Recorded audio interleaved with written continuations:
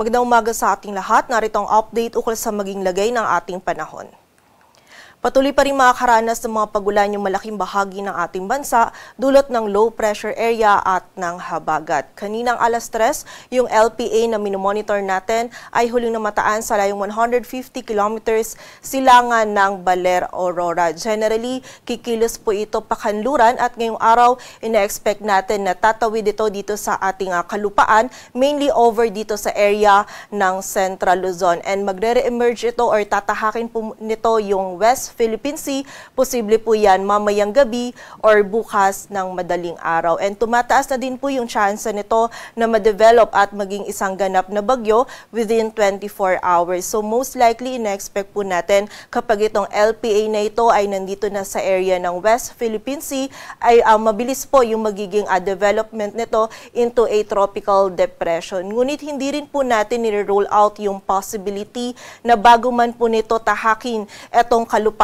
ay ma-develop na po ito as a bagyo. So possible po earliest development natin as a tropical depression is ngayong araw. And ina-expect po natin kapag ito ay naging isang ganap na bagyo na ngayong araw, ay magtataas po tayo agad ng wind signals dito sa ilang area ng northern at central Luzon. So patuloy lamang po mag-antabay sa updates na ipapalabas ng Pag-asa. And bukod po dito, kahit man as a bagyo or as a low pressure area, expect po natin for today na significant po yung rainfall or yung mga pag-ulan na dadalhin nitong weather system na ito dito sa malaking bahagi ng Luzon ngayong araw. So doble ingat po para sa ating mga kababayan sa posibilidad ng mga pagbaha at pagguho ng lupa. Samantala, ang habagat naman patuloy din magdudulot ng mga pag-ulan ngayong araw, lalong-lalo na dito sa western section ng Luzon, ng southern Luzon, Visayas at Mindanao. So muli po, doble ingat pa rin sa mga kababayan natin sa posibilidad ng mga pagbaha at pagguho ng lupa. And ina-expect po natin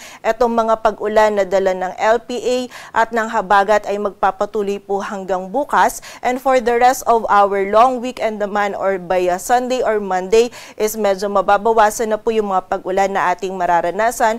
Maliban na lamang po sa mga pag-ulan na dulot pa rin ng habagat dito sa may western section ng Luzon.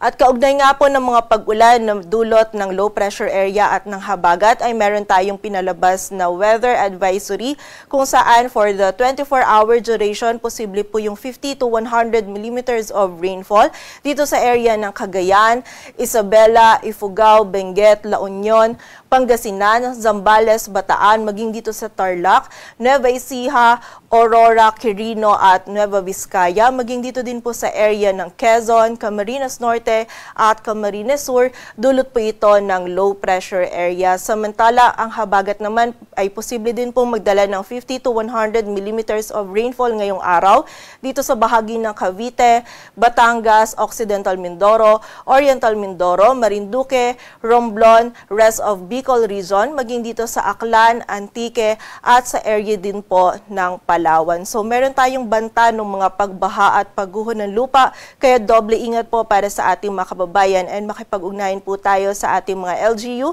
para sa mga aksyon na kailangan nating gawin para sa ating kaligtasan. Samantala, for tomorrow naman po, posible pa rin yung 50 to 100 millimeters of rainfall. Dulot po ng low pressure area dito sa area ng Pangasinan, Zambales at Bataan. And dulot naman po ng habagat dito sa area ng Palawan, Occidental Mindoro at sa bahagi po ng Antique. So patuloy pa rin pong pag-iingat sa ating mga kababayan sa banta pa rin ng mga flash floods at landslides.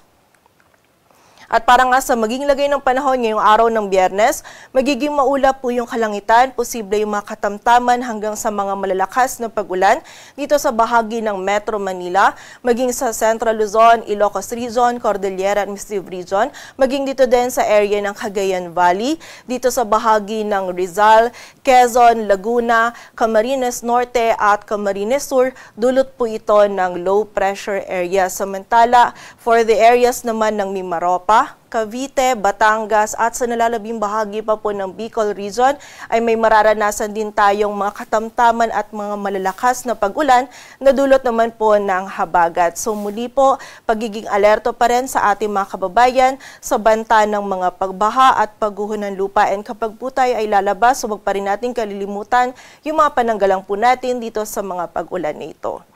Agwat ng temperatura dito sa Metro Manila ay mula 25 to 31 degrees Celsius. Samantala, dito naman sa bahagi ng Visayas at Mindanao, ito pong area ng Palawan, maging ang Western Visayas, ang bahagi din ng Negros Island Region, Zamboanga Peninsula, Bar, maging yung area din ng Soc-Sargen, Lanao del Norte at Misamis Occidental ay makakaranas din po ng maulap na kalangitan. Posible po yung katamtaman at kung minsan ay mga malalakas na pagulan, lalong-lalo na yan dito sa ilang areas ng West Visayas, kaya patuloy pa rin pong pag-iingat para sa ating mga kababayan. Samantala, for the rest of Visayas and Mindanao naman, magiging bahagyang maulap hanggang sa maulap po yung ating kalangitan. May mga isolated na mga pag-ulan po tayong mararanasan, dulot po ito ng habagat. And posible pa rin po na kung minsan makaranas tayo ng mga malalakas na pag-ulan, kaya doble ingat pa rin sa posibilidad ng mga pagbaha at pagguho ng lupa. Agwat ng temperatura sa Cebu ay mula 26 to 31 degrees Celsius at sa Davao naman ay 24 to 32 degrees Celsius. Para naman po sa lagay ng dagat baybayin ng ating bansa, wala po tayong nakataas na gale warning, kaya malaya makakapalaot yung mga kababayan natin mga ngisda, pati na rin yung may mga maliliit na sasakyang pandagat. Dito sa Metro Manila, ang araw ay sisikat mamayang 5:43 ng umaga at lulubog mamayang 6:15 ng hapon.